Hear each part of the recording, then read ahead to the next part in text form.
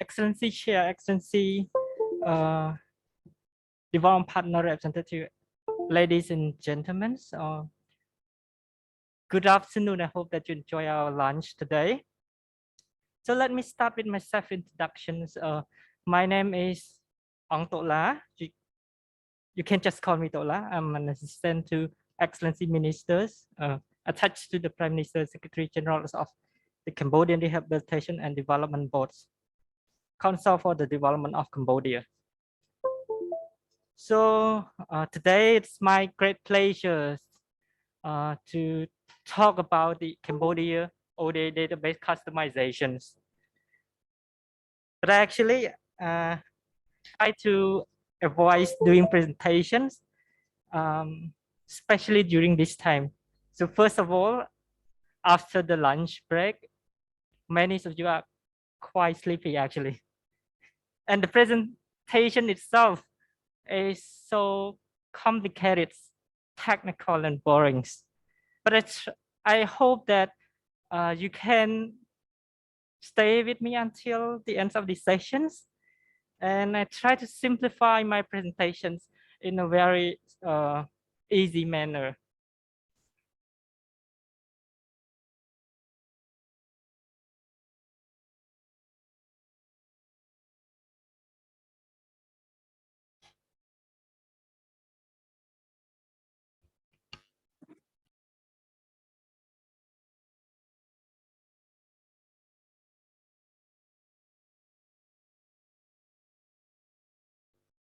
So today's presentation, I'll start with an overview of the customizations and a quick glance of the customized features in our Cambodia ODA database. And after that, I will provide preliminary data of ODA support to COVID-19 response, as well as the support to CSDG. And I will also update with you progress on the development partnerships in Cambodia. And I conclude my presentation with the challenges during our previous data entry and validation period. So let me start with a very brief overview of our presentation today. So back in 2020, CRDB CDC had customized our features in our Cambodia ODA database. So after the customizations, we have the trainings in December 2020, and it actually here in this hotel, but with a very tightened schedule due to the COVID-19 pandemics. Some of our participants today also attended last year trainings. And then we have the finalized validation process back in February 2021. We make the analysis and produce our reports in Q2 2021. And then today we have the ODA trainings, the second training after customization in 2021. We also expect to have a final validation process late December this year. So overall, I would say that the objective of the presentation today is to provide a brief results of the development cooperation and partnership reports.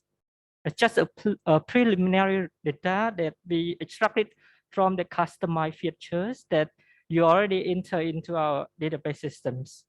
And we also discuss challenges of the customized features, because after we customize, you also enter the data into our system, and we also face some challenges during the first phase of our data entry and validation. So today we also discuss the challenges, and also we want to get the feedback from our data entry focal points. So hopefully you can give us some insights towards the problem as well as proposed solutions that can make our database more friendly and accurately recorded. And last but not least, we would also like to ensure the data qualities in a timely manner, because as I have said previously that we will have a final validations in December 2021. So you have another 2 weeks to conclude your data entry and validation process. And today trainings is to provide you some information about what we have faced during the first implementation periods. So let's move to the customizations. So instead of telling you what to do to enter the data into our Cambodia ODA database, just exactly like what my colleagues previously presented to you last year, I just give you a very quick glance on the summaries of customizations. So I will not go into detail how to click, how to enter the data, but because we already do it one last year. So today I will tell you what are the customized features and what is the results, what are the results from that features, and what are the problem, and we discuss the challenges towards those problems as well. So back in our customization period in 2020, we have 3 main customized features. So the first one is COVID-19 response. The second one is sector and subsector revisions. And the last one is markers. So for COVID-19 response, we divided into 2 categories. So the first one is emergency response, and the second one is socio-economic recoveries. And for sector and subsector revisions, we have several sector revisions, including health, education, social protections, community developments, and genders. For markers, actually, we only have 1 markers, which is a cross-cutting numeric markers. But we updated and added 2 additional markers, including CSDG markers, as well as the social protection markers. So I'll start with the COVID-19 response. So as you may know that the first one is emergency response. So it focuses on health and immediate supports. And the second one is socio-economic recovery, which focuses on long-term socio-economic supports. For the sectors and subsector revisions, I think it's very simple, and many of our development partner focal points just do that right away. So it was revised based on the NSDP's sectors and subsectors, as well as the imperative needs of the royal government of Cambodia. So the sectors and subsector revisions is self-explanatory, and it used the same principles as other sector. For example, project A support education sector, so you just select the sector and select subsector accordingly. So the same principle is used based on these subsectors and sector classifications. And the last part is a marker. So it's a little bit confusing, but we try to differentiate and try to make you feel like differences between those markers. So the first thing that we would like you to give greater attention is the differentiations between cross-cutting numeric markers and CSDG. For the cross-cutting numeric markers, we have only 3 right now, including climate change, genders, and private sector developments. And 2 of them, genders and climate change, will be under the panel discussion too.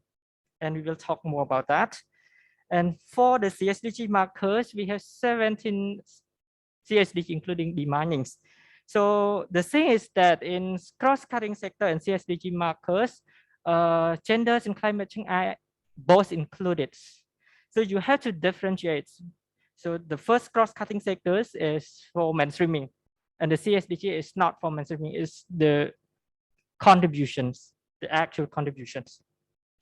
The second thing is about markers is the social protection. So you need to differentiate as well between the social protection sectors as the principal sectors and the social protection numeric markers. So it's clearly that if one project is under social protection principal sector, it's just that. But if one project is under another different sector, but it also explicitly included in the national social protection policy frameworks, we also need to tag it under the social protection marker. So I'll give you one example, the HA-KIP programs, and it was recorded in our system in health sectors. But the HA-KIP itself was under the National Social Protection Policy Framework. It's explicitly there. So the principal sector was health, but the but the social protection marker, we need to take it as well.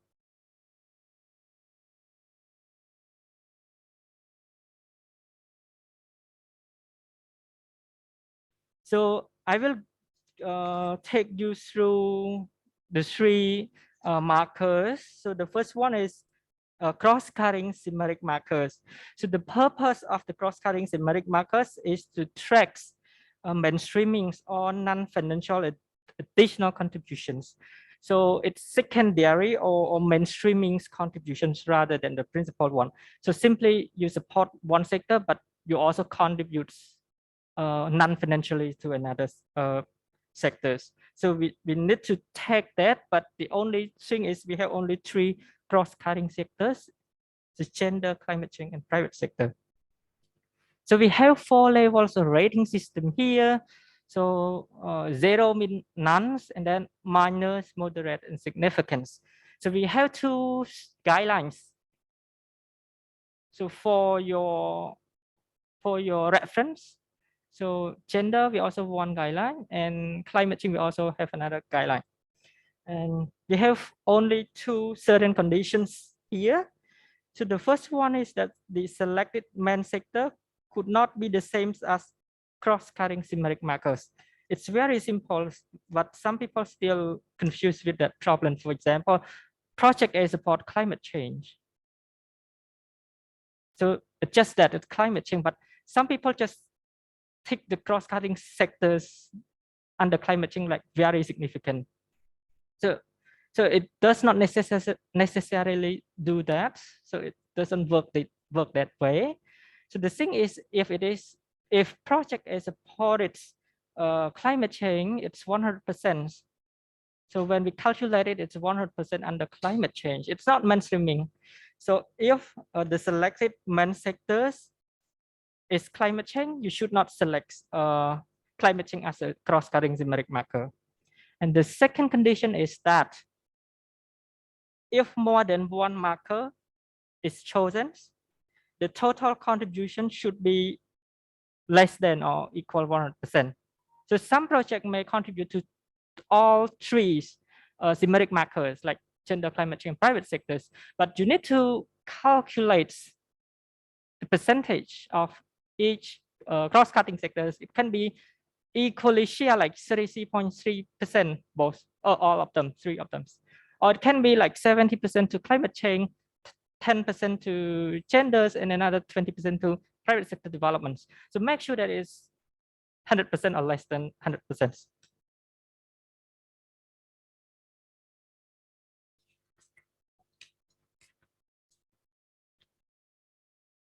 And the second marker is CSDG markers. So the purpose of the CSDG marker is to track the financial support to Cambodia's sustainable development goals. And it is not for the mainstreaming contributions. So I can say that Cambodia is one of a very first country in the world that tracking development partner support to SDGs. So it also works in many cases, but I think we are one of the very first country to track that. And because we run it like last year, so we have some data that I will show you after that. But there is a rating system that you need to fill. It's not just like ticking or just clicking like previous marker, but this one is you need to fill the percentage. So the percentage can be from 0 to 100%, but we have also 3 main conditions here. So the first one is that you need to consult with the selected sector and subsector. So one project may support particular sector, so it also contribute to the goal itself. So you need to firstly consult with the sectors and subsector that you selected. And you need to also consult with the project documents and the CSDG frameworks, whether they are fall under the categories that we classify under CSDG or not. The second thing is the total percentage should be not more than 100%. So you can like share it between like 50%, 50%, or you can make it like less than 100%. It's up to your project documents or your contributions. And last but not least, the maximum numbers of goals. If you have more than one, it's only limited to 3, because from our experience globally, one project mostly support to 3 main objectives. So it's more likely to be 3 goals rather than 3 or 4 or 5. But we can see that very few projects have more than 3 objectives. So they support more than 3 goals. But from our understanding is that most of the time there are only 3. So we use like the majorities to do these things. So you need to make sure that the maximum numbers of the goal are only 3 and that the percentage would no more than 100%. So you just can share like between 3.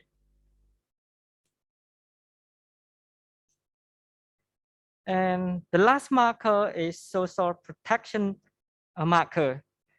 So the purpose is that we would like to track financial support to the national social protection policy framework. So the thing is very clear that we do not really track the social protection in general. So the marker here is only for the frameworks, for the national social protection policy frameworks. So you need to complete it by selecting the sectors and subsector under each marker if the project was clearly explicitly indicated in the national social protection policy frameworks. So there are 2 conditions here. So the first one is that the main sector is not social protections, but the project also fell into the national social protection policy frameworks. For example, before is the HAGIP. The second condition is that the project have to contribute directly to the selected subsectors of the social protection marker. So as I said, it's not a general social protections, but it's under the frameworks itself that endorsed by the royal governments of Cambodia. So after I finish summarizing the main customized features in our Cambodia ODA database. So based on that customization, we extract the data. And right now we have like certain data in our hand. And today I would like to show you preliminary data on each particular categories. So, so for the first one is COVID-19 response. So we divide it into 2 categories. The first one is emergency responses. So in 2020, the contributions to the COVID-19 responses recorded in our database is around $335 million. And it's go down a little bit, not a little bit, go down to $24 million in 2021. So the thing is that maybe in 2020, COVID-19 is very emergent. So we pay a lot of attention in emergency responses in 2020. But in 2021, the recorded number is only $24 million. But for recovery, for social economic recovery in 2020, the total disbursements of ODA to COVID-19 response is around $112 million. And it slightly declined to only $100 million in 2021. But I think this data is extracted on 7 July 2021. Maybe after that, during these periods of validation, I think the numbers of social economic recovery will increase because some DP may update their information accordingly. So based on our analysis, some development partners pay more attention to emergency responses, and some development partner pay more attention to social economic recovery. So as you can see that some DPs like giving one-off disbursement for economic recovery, and some DPs giving one-off disbursement for social economic recovery.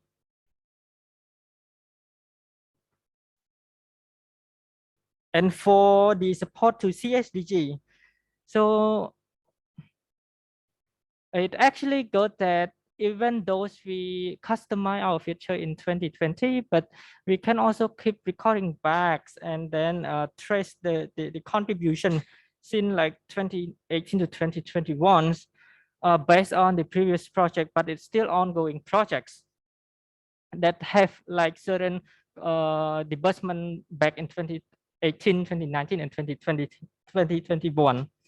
And then based on our analysis, it shows that the CSDG contribution were concentrated to a very few goals. For example, goal number 9, industry, innovation, and infrastructure. Infrastructure, like the big goal. The second one is good health and well-being, goal number 3. And the combination of these two goals is more than half. So it's quite a lot. And we can see like the outstanding or major development partner that support the CSDG implementations. The 3 of the most outstanding one partner, including Japan, China, and ADB, and it account more than half of the total disbursement to CSDG.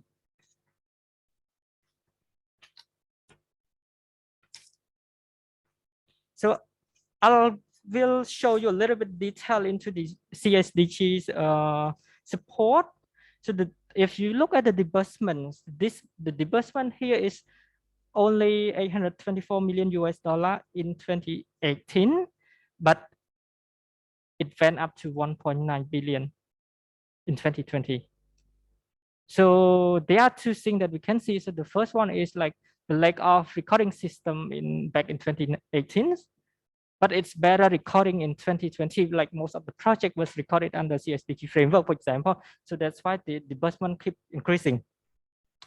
The thing is that if we get the data for 2021, we can see and we can compare the data in 2020 and 2021 where the differences are big or small, so that we can decide and make a very informed and prudent policy recommendations. And so as I have told you before, if you look at even by year, you can see that only a very few goals were concentrated in CSDG framework. So those goals include goal number 9, goal number 3, and goal number 7. So goal number 9 is industries, innovation, and infrastructures. So it started with 363 million US dollar and it doubled in 2020. So goal 3, it's good health and well-being. So it's very reasonable to go up from 76 million US dollar to 541 million dollar because of the COVID-19. So we pay more attention to health system, we support health infrastructure. So that's why it's very reasonable to see the increase in numbers of the support to goal 3. But it also has to note that some of the goal have like go down. I mean the disbursement to the ODA support to their SDG keep going down.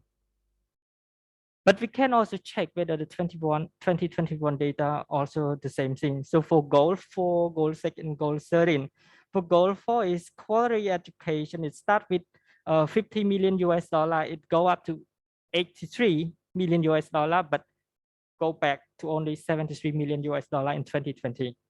For goal 6, clean water and sanitation, it went up to 96 million US dollar in 2019, but it go down to only 70 million US dollar in 2020. And goal 13, climate actions. So it slightly declined from 47 million US dollar in 2019 to only 41 million US dollar in 2020. So instead of going into detail, I just want to show you progress on our development partnerships in Cambodia. So this slide, I will not go into detail each development partner performance on each portfolio or indicators. Instead, I will talk a little bit about the progress in general.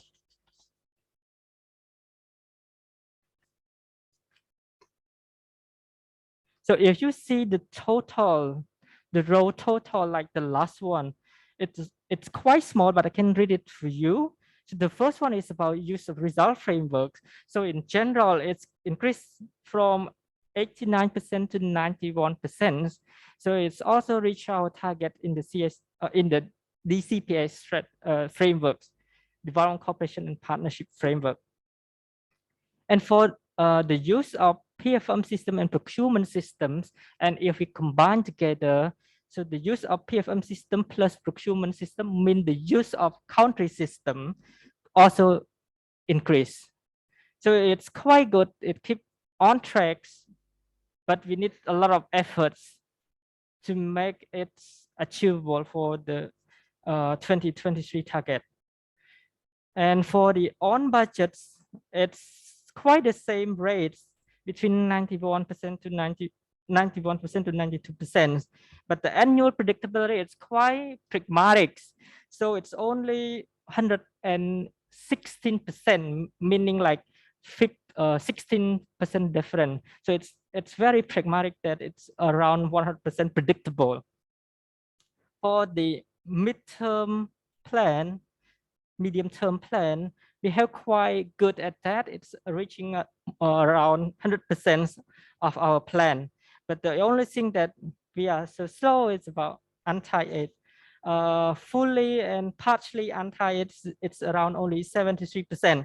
So in general, the performance of our development partnership based on the principle at the global levels are remarkable achieved. So we hope that by the end of our development cooperation and partnership strategy in 2023, we can achieve all of the indicators and targets that we set there. So after presented to you like a long list of a long list of customized features in our Cambodia ODA database, as well as the preliminary data that we extracted from those customized features. We come up with some kinds of challenges that we face during our implementations, data entry and validations period. So first of all is about COVID-19 response. So you may listen to 5 of our panelists from different perspectives, from policy perspective until implementation perspective. So you can see that some of them have fell into category that I put it here, and some like in between 2 of them or 3 of them, for example. So some development partner decided to design newly dedicated finance. So they just design new projects. And 2 of our example, a very good example that we are doing here is one from ADB and then another one from JICA and from Japan. And then we talk a little bit in the morning about the challenges in their projects by ADB. And then we also have our 2 colleagues from JICA physically here. And if there are any related questions about that kinds of projects or the challenges during the implementation period, we can also discuss that here as well. And second thing is about reprogramming, completely change their country program. And one of the best example is Australian policy. We call it COVID-19 response plans. And as she said this morning, that the aid investment plan is obsolete. it's outdated during the COVID-19. So they just formulate another program. They call it Australian Cambodia Australian COVID-19 response plan. So that one is reprogramming. So they just completely change their country programs. But ADB, for example, they say that their country strategy remain, their country partnership strategy remain relevant. They just do like some reallocations or reprioritizations. So reallocation here, maybe they shift from one particular project to another project, or they also shift the priority. Maybe previously you talk about like private sector developments as the top priority, but now you move to let's say health as a top priority, but private sector development is the second priority. So this one is about reprioritizing. We do it like quite several times. I can give you one example is the OS4. For the OS3, we just reprioritize to OS4 like human development, human resource, or human development is like become like the first priority. But the priority are there, 1, 2, 3, like they are there, but the most priority have changed. But we also have the ad hoc contributions. One of the good example is vaccine. So we don't really record it in our system. Maybe some of medical equipments for the emergency responses. So it was called ad hoc contribution because it's not under any project support. It just happened right away and then finish it. So just one of contributions. So it's also ad hoc support. So the problem is that how can we track that? So our desk officer here are working with development partner data into focal point to record those kind of ad hoc contributions. So certain challenges that I can identify during our data validation process back in 2020 is that first, the problem is when one project support more than 2 components. So there is only one project, but they support both emergency and social economic recovery. And they ask us, how can we differentiate? So there is only one project, but there's no separate component. They just support both of them. So our suggestion is that which one is bigger? So go with the bigger proportions. Second one, it's quite tricky, and we don't really have a suggestion yet. So some projects have no financially indicative allocation.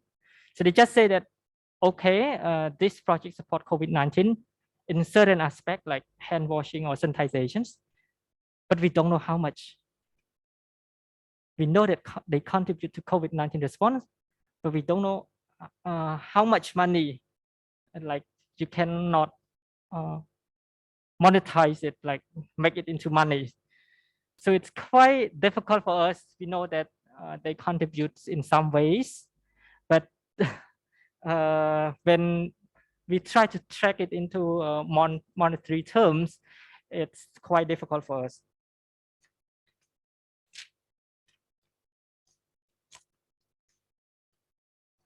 So this is the last slide for me. I think it's quite a little bit long and boring right now. So we have another 2 customized features. So the second one is sectors and subsector revision. So there is no problem with that. I think many of the partner focal point understand it well. Like if they support sector A, you just select sector A. It's not complicated. It's very easy. So you can just like do it right away. So you don't really need to spend more time in that sector and subsector revision. So let me move to the marker. So we have 3 markers here. The first one is cross-cutting thematic marker. So I think panel discussion 2 will talk about that. I'm happy to answer the questions, but I think they have a lot of talks for gender and climate change in cross-cutting thematic marker. So maybe you can also save your question if you have any question regarding to the cross-cutting thematic markers. But if you would like to ask me, I can just answer it right away. But social protection markers, they are more or less applicable, and we don't find any challenges during our implementations. So that's fine for that. The problem that we need your attention is CSDG marker. So there are several challenges that we face. So the first one, the same things. When there is no financially indicative allocations. So they don't, this one is, it's difficult, but we can just like use our common sense to do that, because for CSDG, we just like divide it into percentage.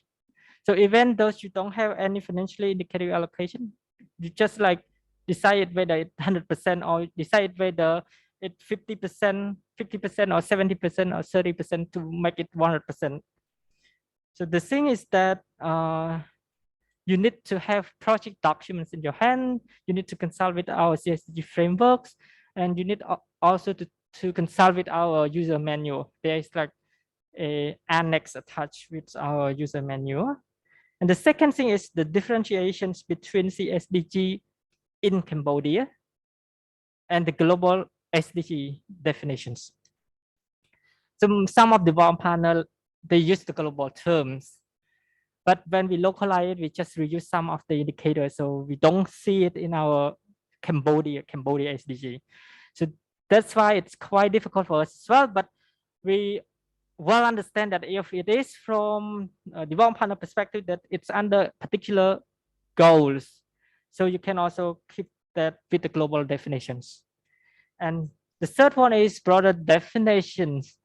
We got some question from that, especially for goal one, it's no poverty. So how can you define no poverty? Like many of the project supported goal one, no poverty. But the thing is that we focus on more on the basic needs.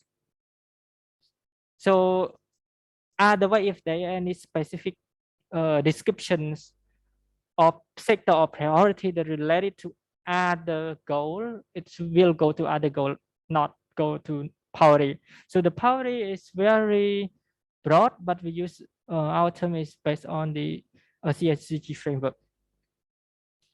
And the last one is, as I said before, very few portfolio ask us about the projects that have more than 3 objectives. So they will support more than 3 goals. But in our system, we only allow to put only 3. So you just choose the most important one that support the projects, that your project support. So I end my presentation here, and I hope that you can understand it well. And if you do not understand it, just have a question to me right now. Thank you very much.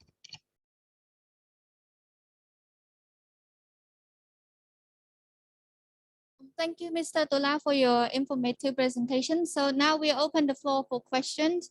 So for those who join us in person, you can raise your hand. And for those who join us virtually, please unmute your mic if you have any question.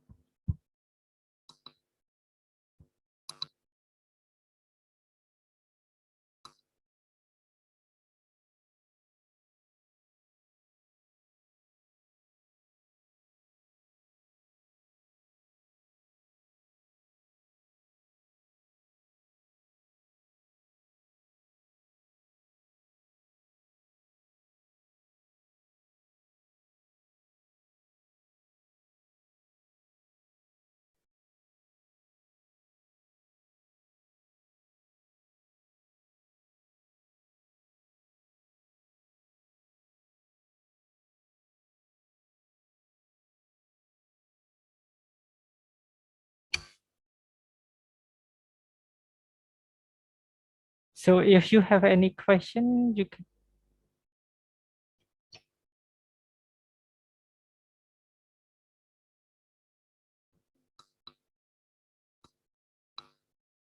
Please, Bong, please unmute your mic.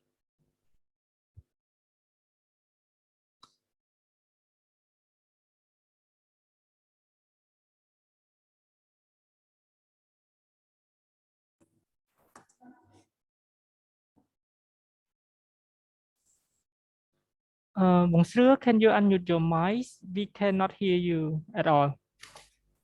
Okay, thank you so much, Mr. Tola. Regarding the progress on partnership, I missed one slide I didn't capture it. Actually, the last one is fully and partly and anti-aid. I saw that some development partner they have 100%, but in case for Republic of Korea we have only 70 something percent. Yeah. So why it is not 100%? Yeah. Thank you. Do you have any more questions?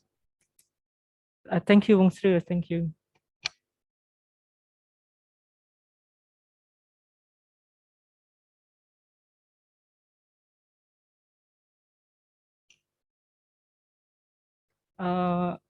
If you have any more question, I will take it and I will answer it after that.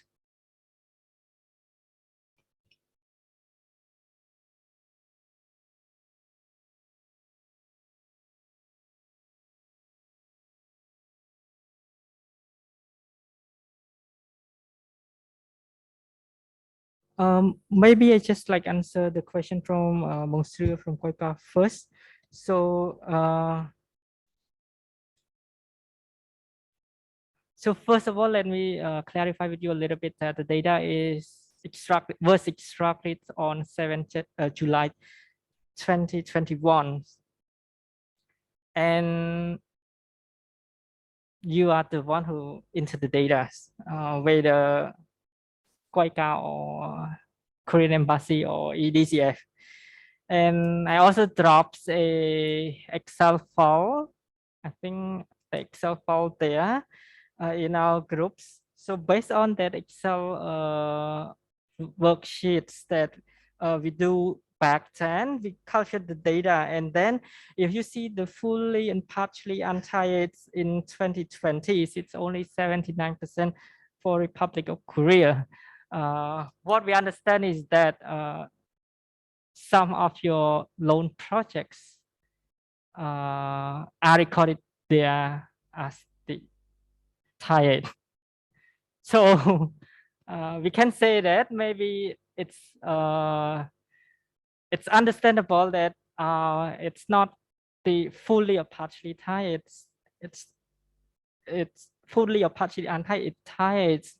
So maybe we can give you a very quick update if you want to see which project that fell under tied. But we believe that if there is any verification from you that those projects are not tied and maybe it partially tied or untied, we can also change it. So as I said, it's a preliminary data and we haven't even published it yet. So if you see any technical error from your side, and then we can update it in our database by the end of this validation process. And then when we calculate it again, we will adjust it for you. It's for sure. But currently the data in our hand is that you have only 79%. Some donor is just 0%. And you can see some donor is only 19%. So you are the one who enter the data and we just calculate it. So we understand it well, but we present it as the presentation that I make it is just the preliminary data that we want to show you. If there any problem, just tell us.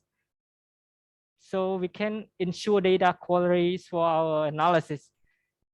Thank you very much.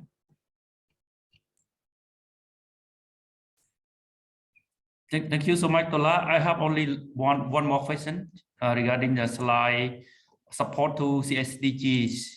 Yes, please. Yeah. On that slide, you mentioned that we have the top 3 donor for supporting CSDG like Japan, China, and the ADB. So I would like to know, is that the budget calculate for all disbursement or just only the support to CSDG?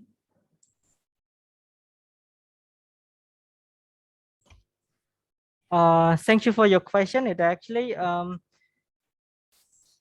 so let me clarify a little bit. So the slide that you asked me is a support to CSDG. This one, right?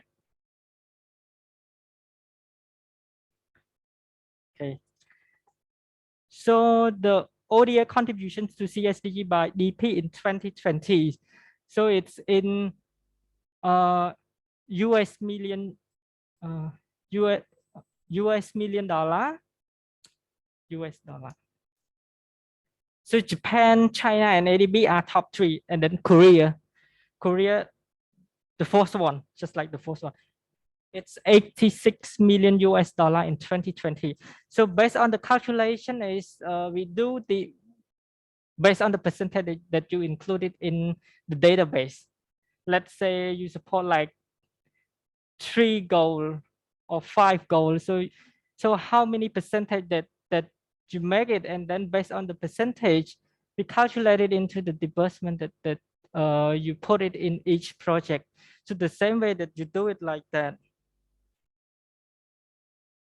So do I answer your question well?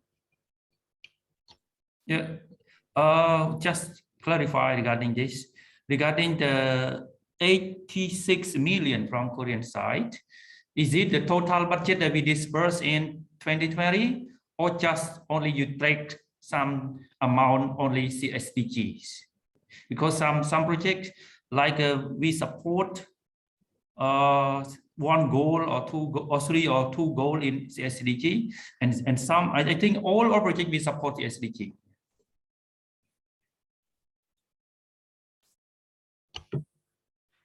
Actually, if we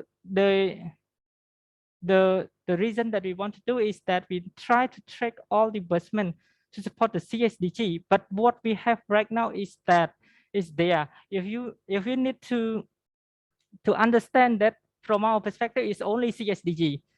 But the end of the day, we want to see that all the disbursement is clearly allocated to each CSDG accordingly. So all the project may support each CSDG, but some may not support it. Some projects, project from KOICA, for just example, to support, let's say, emergency responses, which is not under CSDG at all. So that project, you have disbursement, but you are not really into the CSDG support. So that's why it's just like outside the CSDG framework. So what we are recording right here and right now is only support to CSDG, but the goal is to extend that to like most of the disbursement that actually fell into CSDG will be recorded.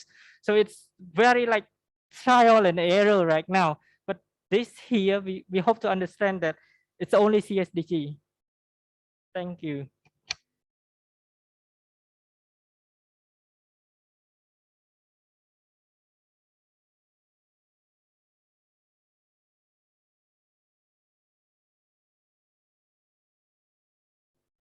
If you have any other question, Bung Sư, I can also clarify with that as well.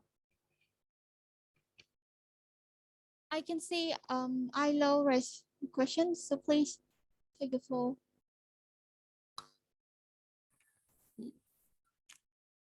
Yeah, thank you for your informative and comprehensive presentation. You mentioned that some project may contribute to achieving some specific Cambodian SDG. So maybe some project may contribute to some 3 or 4 or 5 CSDG. So can you tell me with a customized database, how can you distinguish between the budget from individual project that supported, that contribute to the achievement of each Cambodian SDG that that project supported? How can you analyze? How can you interpret that data? Thank you. Thank you for your questions. But before I answer the question, I just like get back to the data and just tell Bung Sư that the disbursement from Korea in 2020 is 103 million US dollar. So in 103 million US dollar, 86 million US dollar were recorded as the disbursement that supports to CSDG. So other than that, so another 23 million US dollar was not recorded. I don't say that was not supported, was not recorded as the support to CSDG.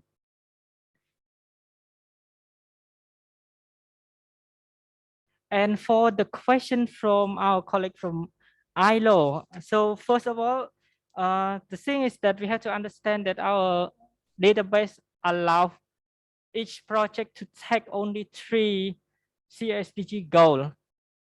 So you can take only 3, you can't take 4, actually you can't take 4. So the thing is that you have like disbursement for each year, let's say $1 million US dollar per year for 2020. But the thing is, you need to consult with your project documents. Some project documents, for example, from ADB are very clear, and some projects even have the indicative allocation, let's say how much money to one priority that related to one CSDG. So if they have that specific money, based on that, we just use it to divide it into each goal. But from our understanding is only around 3, sometimes only 1 or 2. So it's based on the project document they have in hand, and then they put the data into our database. So based on that data we use for the analysis.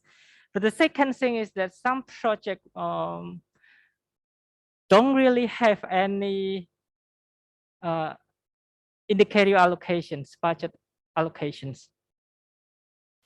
So the thing is that you need to understand well whether, let's say they support only one goal, so that's all 1%, you don't have to talk about that. But if they support 2 or 3, in case that it's only 2 or 3, no 4.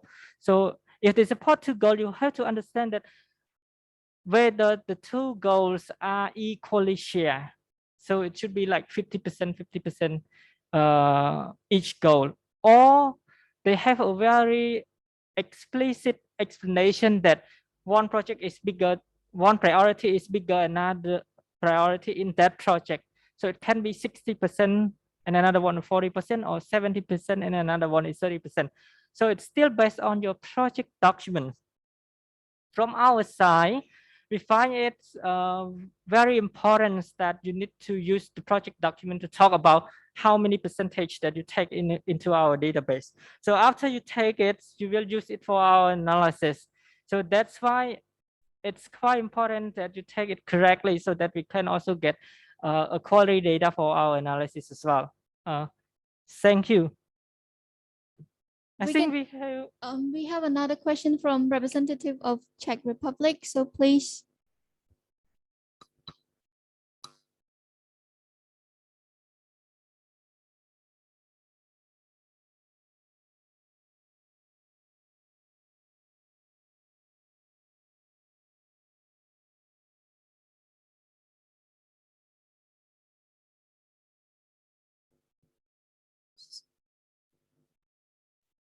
So the questions from Czech Republic is that it's the same question as Koika on the fully and partially tied.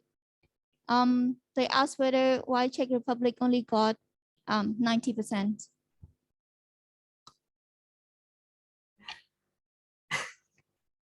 Not sure whether it is a mistake to put that untied on this slide, but it's very interesting. The thing is that if you keep all the indicator here from the use of result framework, PF procurements, aid on budget, annual predictability, and medium-term plan, everything are fine, and we are like on a good terms. But when I put another indicators, the indicator here is was measured by the OECD DAC mostly, and we don't really generate by our Cambodia ODA database. Actually, we have a question 18 regarding development effectiveness. So when you enter the data in our database, if you check it right now, the odacambodia.com, and then you go down to question 18 and you see the untied question, you take it like whether it's partially tied or untied. And I said again and again, we don't enter the data. We take the data from what you enter. So you enter the data and then we take the data, make analysis and show you This is the result that you put it there. So the question is why it become like 19% for Czech Republic. So you have to understand the way we calculate it. So first of all, it's most of the time we don't really calculate the total disbursements. So maybe some of our colleagues that work in this field for a long time, they will understand well what is different between government sector and public sector. So most of the time we use public sectors as our major indicators for calculating anything. So the public sector here simply means the fund that you go to ministries, government agencies, or the fund that actually help the ministry, even though the ministry or government agency is not the implementing agency, for example, to multilateral or agency or to UN agencies, but they also support like some kind of ministry works or government agency work. So that kind of disbursement are recorded as the disbursement to public sector. So first thing to understand is we calculate based on public sectors, and in public sector you have to calculate whether it is tied or untied.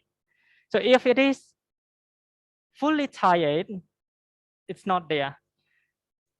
So here it's only fully or partially untied. So if you put it partially tied, it's still here. But if you put it tied, it's not here.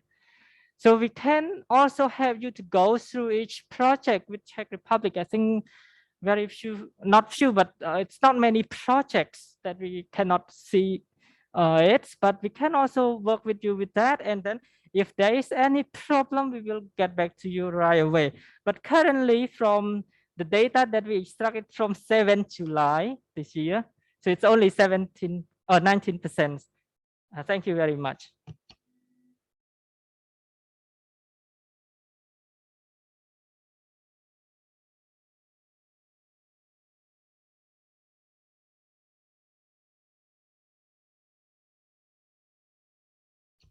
I think we got another questions from our platform. Okay. Today a question where there is a question how to measure tired and untired. We got a lot of questions as well. So that's why it's quite difficult for us to calculate it at the first time. But we do it like several times already. The thing is that the data on tired and untired are provided by the OECD. So mostly we don't really go into that detail, and then the OECD just like provide us the data through the Global Partnership Initiative. Your headquarters at the OECD office provide some kind of data that they can trace. But the thing is that we have the questions there. We have the question there, whether it is tied or untied. And sometimes you just think that it's very easy to take it tied or untie it or partially tie. It's very easy to take, but you don't really understand the meanings of tied and untied. So what we understand is that some kinds of disbursements that really tie into certain conditions, let's say the procurement system, for example, like the material, the companies, anything that related to the project implementations, but very tied to a very specific donor's preference. So it's called tied. That kinds of, let's say there is no international bidding system, for example. So that kind of projects will fall into the tied categories. But some projects are not really into that, but just somewhere between. So they do have, let's say, some kinds of preferences, but they also have some kind of international, let's say the third country provider, for example, or implementers. for example. So that's kind of thing is in between the Thai and non-Thai. So we have another category that call it partially Thai. And then it's very important that we understand that there is not really truly or fully Thai or fully un-Thai, but it should be some kind between them. So if you understand it well, and then you take it right away there, so that the data have no problem with that. So I can also assure you that we can work on that as well. Because as I said before, the total numbers, like in aggregates, it's not really good to see that it's only 73%, while we need to keep it like going bigger than that so that we can see our performance as well. So there are two things here. So the first one is we are not doing well because our aid is still Thai. And the second thing is that maybe we are recording wrongly or inaccurately. So actually we perform it well, but because of data that you provide us have some problem. We try to clear it right now. Thank you.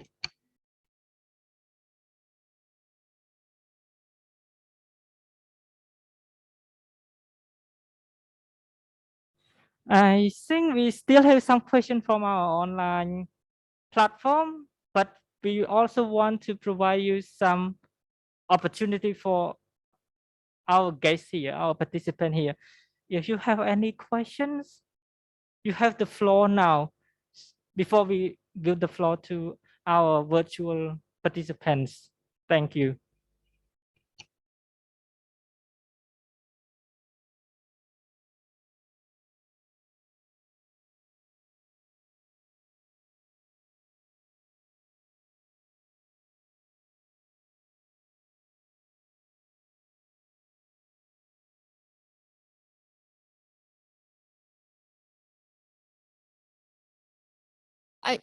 I think there's no questions from the in-person participant. So Bonjour, please take the floor.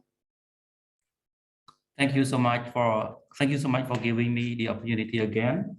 I have a question regarding our 8 project, because we have the pool fund with other donors like World Bank, Korea, Germany, and Australia.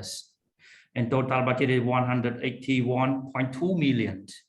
But from Kwaika side, we committed only $7 million for this project. So in the database record, actually, I have my own title. I put the titles for only Kwaika, but it is the pool fund, since we have many donors, it is not linked to each other's. And this project is started since 2016, before COVID-19 crisis.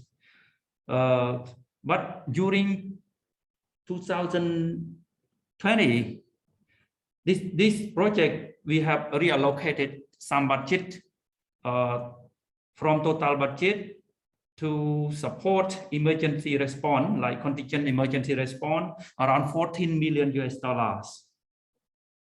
That did finance Cambodia COVID-19 master plan in order to use for treatment of COVID-19, as well as the treatment of the severe disease effectively. So in my record in database, I just mentioned in the sector like support to COVID-19 response, I just put number 1 and number 2, like supporting to economy recovery response, and also number 2, support to emergency. Because this project is start from the first one is support number 1 actually, but according to the recent COVID-19 outbreaks, we also take some money to support number 2 as well. So I want to know other donor like World Bank or Germany, Australia, do they have their own record in database as well, or they do not have like this? And how to put disbursement 14 million for COVID-19 in that data? Because if we mentioned about Korean side, actually we put 7 million for a whole project, but for COVID-19, 14 million is other donor like a pool fund together. So how to deal with this one? Thank you so much, Kala. Thank you, Bong Sil, for your question.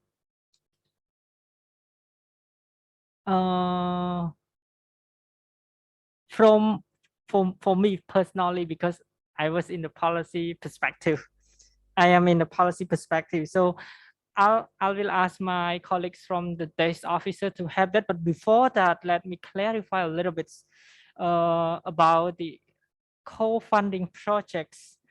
So I think that projects is quite interesting, that we have to learn it from each other. So first of all, it's a co-financing project. The work that we are doing here at CDC is that if you put that project as a co-financing project, and then your desk officer will contact the one that also have the project with them, for example, UNDP or Germany, for example. So desk officer at CDC here will contact the desk officers that work in other donor portfolios but have your projects. So they will cross-check the project between Goika and the project with UNDP or Germany, for example, in that sense. So they will see the disbursements. And the rule that we do here, I don't really catch up your point at the very last part, but the rule that we do here is that you only recorded your own disbursements. Let's say if it is 14 million US dollar, your own disbursement, you record it as 14 million US dollar. If it is 7 million US dollar, your own disbursement, your truly own disbursement, you just record it 7 million US dollar. And then other fund, they will also include it in their own disbursements. Let's say $2 million from UNDP, they will include it the own disbursement of UNDP is 2 million US dollar. So there is no double counting here. So if you include other people disbursement, so it will like you won't include it and our partners also included it. So it's double counting. So our principle is that only the donor records their own disbursements. And the desk officer at CDC here will check with other desk officers on the co-funding projects. So the first thing. Second thing about the name, all those you have different names. Most of the co-financing projects have different names. Some donors, they use their name like in the front, like for example, Koika and then project ABC, for example. And other donors use other name. So they use the same name, but at our office, we clearly know that they are like one projects because we work together as a team. And then we know that this one is H equip and another one is, let's say, H equity fund, for example, just call it that way. And then it's under different donor, but exactly one projects. They co-financing each other. For the COVID-19 response, we don't really have any recommendation right now, but what we understand is that our database is for updated, for updating informations. I give you one example. Let's say one project A have 3-year durations, and they have like 3-year budget allocation, like budget plan. And then at the question like back down about 3-year forward plan, you click yes because it's 3 year right now. But let's say next year you implement 1 year and then you have only 2 years. So next year you need to update it. You need to update it to know because there is no 3-year forward plan. So my example is that the database here is for updating. So the data we extract today, this year, will be different from the data that we extract next year. But the data are here. So if you go back to 3 or 4 or 5 years, we still archive until like 10, 20, 30 years. I don't know, like from the beginnings. And then the data are there. So my point is that the database is for updating. So the thing is that, let's say for the HA, like the preliminaries objective is emergency responses, but it changed to socio-economic recovery, if I'm not mistaken. So if your project change, and then you have to update it from emergency response to socio-economic recovery. So it serves the same principle as I said, like the 3-year forward plans. This is from my point of view, and I think I need one of our colleagues to share his or her experiences regarding HA KIPS. How do you record it? And maybe you have Bonjour to, let's say, to formulate or brainstorming some idea related to other development partner working arrangement as well.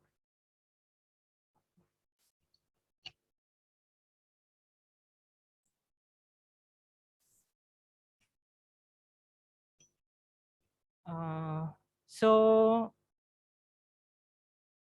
EU department.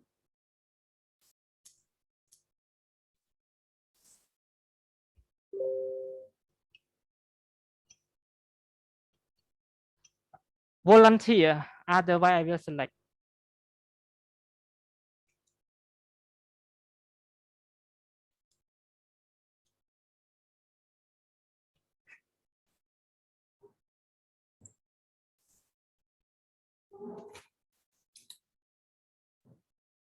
I think UN department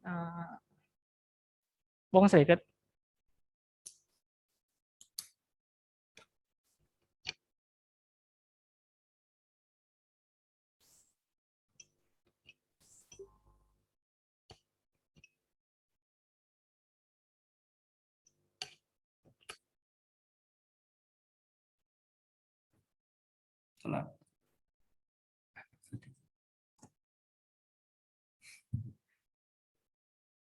So Mr. Savandra, so can you help me clarify with it as well?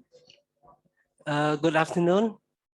Thank Wong Sru for the very good questions, because as Tola has said earlier, the co-funded projects, the lead donor, who's the one who are in charge of the project, they will note down their budget and also list down the other DP budget.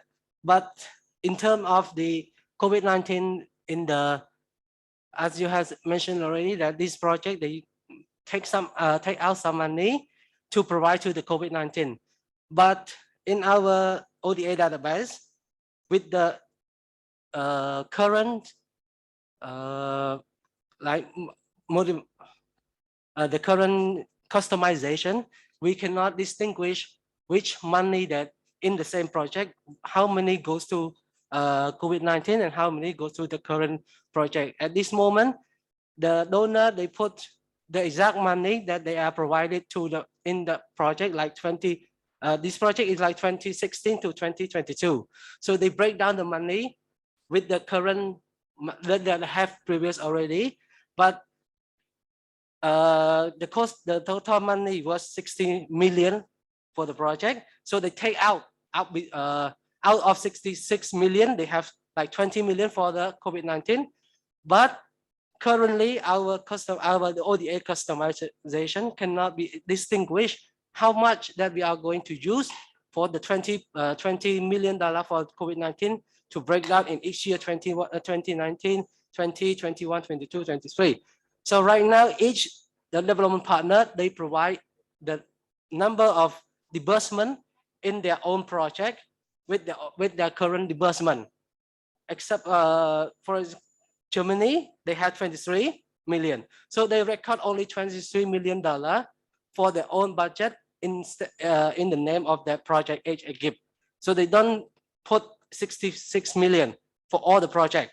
Only the lead donor, World Bank, they record 60 million.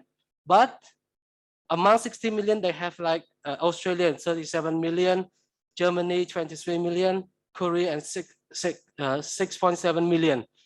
But for those DP, Australian, Germany, they only record their own budget. They don't record the whole budget of the project. Those 23 million, Germany has also provided to the COVID-19 with like 5 or 7 million. But in that project, we cannot ask the German government to break down. So among 23 million, how much you provide to COVID and how much provide to the HA-KIP. So at this moment, we are not breaking down like this. We just know that HA-KIP, this project has provided support to COVID-19, but the exact amount of each development partner provided to COVID, we do not have the customization yet to identify the exact amount of the disbursement that each development partner provided to the COVID-19 response. I hope this could meet your answer, Bong Sru. Bong Sru, do you have any follow-up question regarding this matter? Yeah, thank you so much, Tola and Swandra. So I saw Tola presentation on the slide support to COVID-19 response. Maybe not include 14 million of the HA-KIP for COVID-19. As Swandra mentioned. So that slide is not include 14 million for the COVID-19 supporting to COVID-19 response at all. So the suggestion, I think this project, because we work together, all pool fund with other development partners and together with Ministry of Health. So there should be one channel in MOH, Ministry of Health, to record this one and mention in our database in order not to lose the data from our ODA database of COVID-19 support, I think. That's all. Thank you. Thank you so much, Bong Sru, for your suggestions, and we keep it in mind and we will work with you after that. Thank you.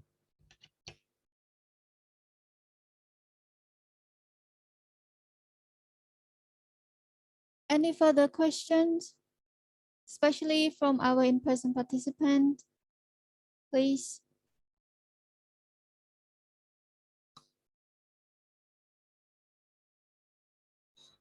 You may.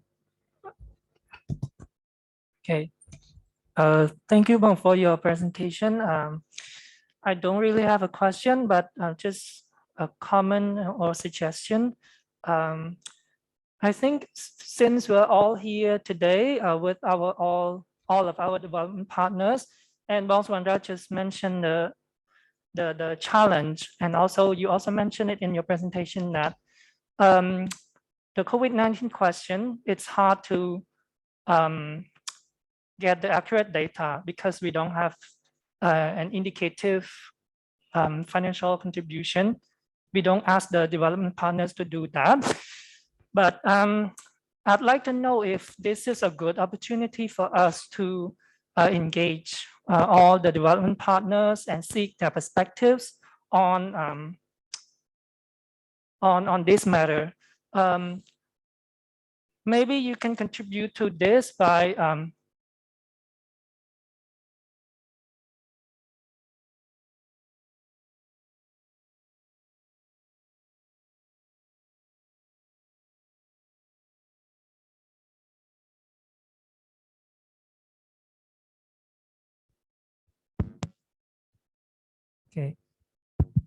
Okay.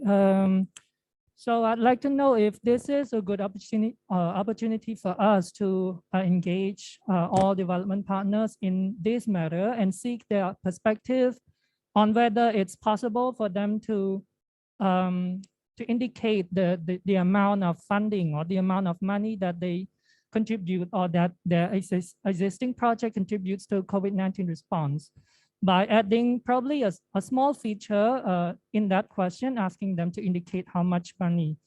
As for UNICEF, as I am a UNICEF focal point, I have talked to the UNICEF representative, and he said that it's possible for UNICEF to do so, and it's not really that much of a burden. So I would like to know from other development partners or from your perspective, if it is possible to do so in the near future. Thank you. Thank you very much, Kim Meng, for your insightful suggestions. Unfortunately, I'm not at the position to answer your questions, but I understand it well that he raised to all of our development partner focal point here. Let me try to tell you from the perspective of my departments. The first thing that we don't want to do is to put any further burden to development partner, but it is fine if you say that it's fine. Yeah, it is fine if you said it is fine. So the first thing that we do is to just tag it like yes and no, and then we put it last year, and then this year we can see that a lot of data that we extracted here are well accurate, but some are not really. Like Monsieur also raised that, because we are not really go into detail like how much money that the project really contribute to COVID-19 response. And that's why we have training today to talk about how we can improve our database customizations. So I also want to hear from our participant here, particularly from our development partner focal point. So if our features on COVID-19 response have an additional point, let's say how much money or how many percentage that you support to COVID-19, so that we have a very exact feature or data that we have. It's really grateful to hear from you as well. We hear from UNICEF that it's fine to do so, right? So maybe we can hear from USAID. Oh, okay. One first. Okay, thank you. My name is Sanos Lim. I'm from UNICEF. I just would like to add what Kumeng has just said. Actually, UNICEF database has designed this since the rise of the COVID-19. And then all the budget that are allocated by the donors, then it has divided and marked clearly that this is under COVID-19.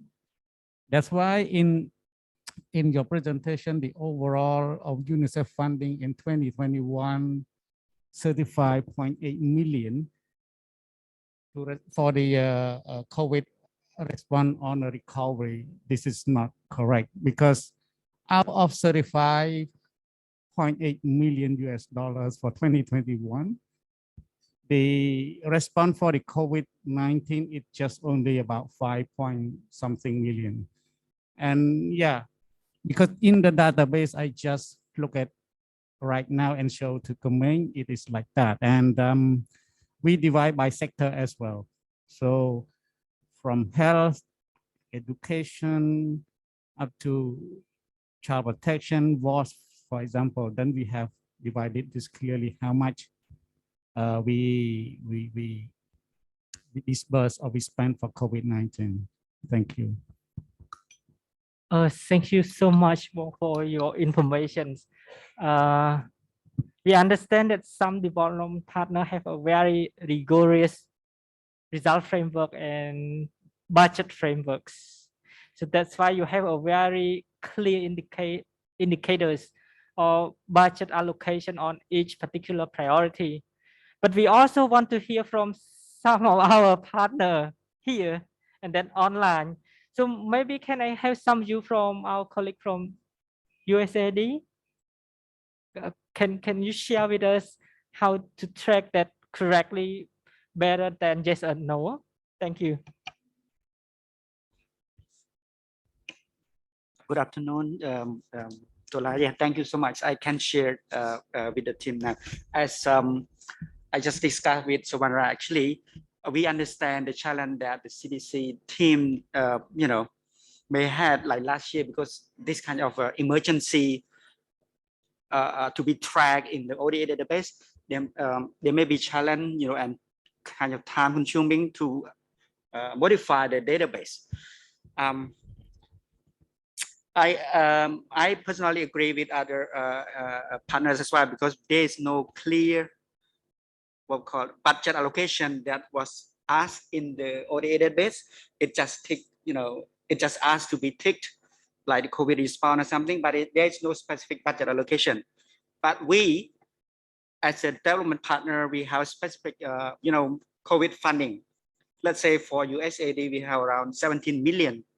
So we know exactly that those 17 million are for COVID-19, but those 17 million kind of inject into the existing projects. Let's say for USAID, we have 9 projects with certain million of dollars. So when we add that 17 million into those 9 projects, there's no specific, budget allocation just for the COVID. But if asked, we can do it in the future by working with our program managers for those activities, because they have specific budget allocation. We can clearly identify.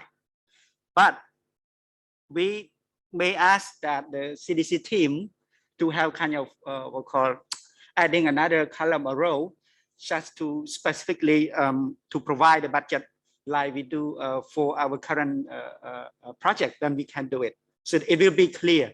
So we can kind of, cross-checking for that, let's say USAID $17 million, how much we allocate for each year for those 9 projects.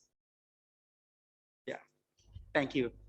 Thank you so much for your information. So in short, agree, and then it's applicable to do that, right? Okay, I also want to hear from our colleagues from EDCS. I think, Bong, can you also, so first of all, maybe you can tell us a little bit, I think if you can, tell us a little bit about Bong's question about Thai and anti-aid. I understand it, but I work with you so that I know the problems. If you are not maybe at the right position to say that, I think it's okay. So you just go to the second part of my question, is that maybe you can share your suggestion or idea whether is it a burden to put another features on our Cambodia ODA database on COVID-19 or not. Thank you. Okay, thank you, Tola. My name is Punchana. I am from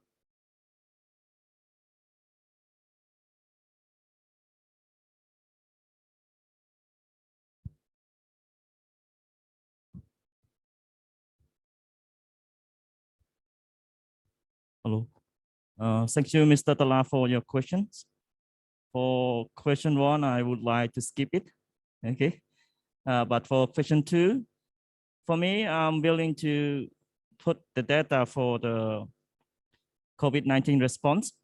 Actually, EDCF also provide one program loan to the government, but the program loan itself is mainly focused on the COVID-19 response. But actually, that money will be used by the government. And the government can use for social protection or social response, like ID pool or others. As of now, I cannot say how much money that the government have been used for COVID-19 response until the government submit the completion report and the audit report. After that, I have the data, and then I can update for you. But as of now, I cannot update. Okay, thank you. Thank you so much for your answer. I think we are on the same page that we can do it, and maybe this time or later than, let's say, early next year, for example, or other than that, maybe if you cannot update your information right now, maybe after that, because it's online, you can update anytime you want. Thank you. Since we are running out of time, we would welcome one last questions or comment. If there is any, please. Yes, please.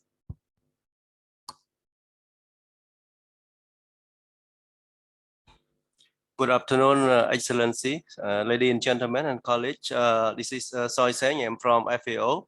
I just would like to share with you the perspective of the from FAO with regard to the COVID-19 response. So from FAO, since we have the COVID-19, FAO, we have when we develop the project, we have the concept note in our system. So they have a thematic area of COVID-19, for example, like economic recovery, livelihood, something like that, 3 or 4 thematic areas that we need to select. So from FAO side, we are very clear on that. So we do not have any problem. But as Mr. Tola has mentioned and made a presentation this morning about the programming and reallocation of the budget, that is something FAO we do not have.